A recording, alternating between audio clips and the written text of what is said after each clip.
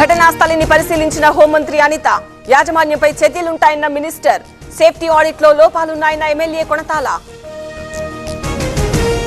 కన్నీరు మున్నీరవుతున్న బంధువులు. తమ వారి ఆచూకీ తెలవడం లేదని ఆవేదన. లోపలికి పంపాలని వేడుకోళ్లు. పేలుడు కన్నా భవనం కూలి ఎక్కువ మంది మృతి. చాలా మంది ఆచూకీ దొరకాలన్న ఉద్యోగులు. షిఫ్ట్ కి ఎంతమంది వచ్చారో వివరాలు చెప్పాలని డిమాండ్. రైతు రుణమాఫీపై బీఆర్ఎస్ పోరుబాట.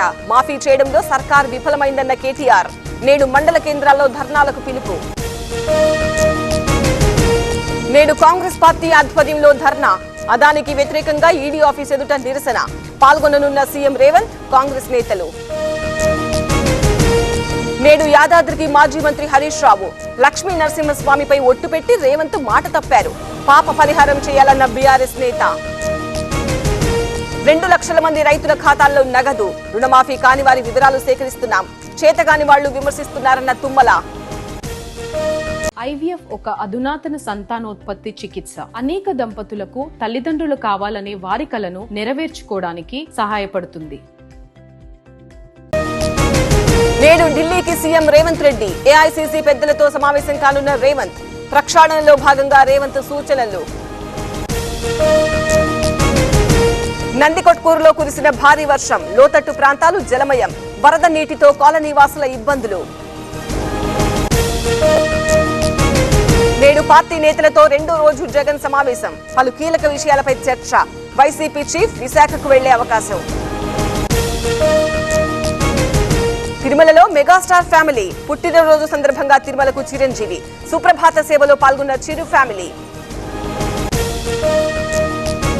తిరుమలలో కొనసాగుతున్న భక్తుల రద్దీ. శ్రీవారి సర్వదర్శనానికి 12 గంటల సమయం.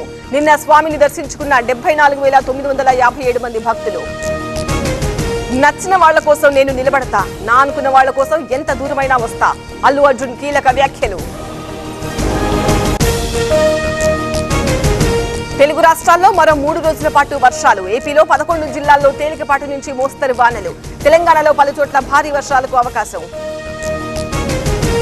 సిమ్లాలో మళ్లీ విరిగిపడ్డ కొండ చర్యలు. రహదారిపై రాకపోకలకు అంతరాయం. ఎల్లో అలర్ట్ జారీ చేసిన వాతావరణ శాఖ.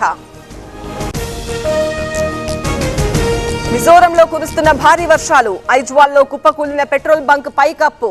సిబ్బంది అప్రమత్తంతో తప్పిన ప్రమాదం. పోలాండ్ లో మోదీకి ఘన స్వాగతం. ఇది యుద్ధం చేసే కాలం కాదన్న మోదీ. రేపు యుక్రెయిన్ లో ప్రధాని పర్యటన.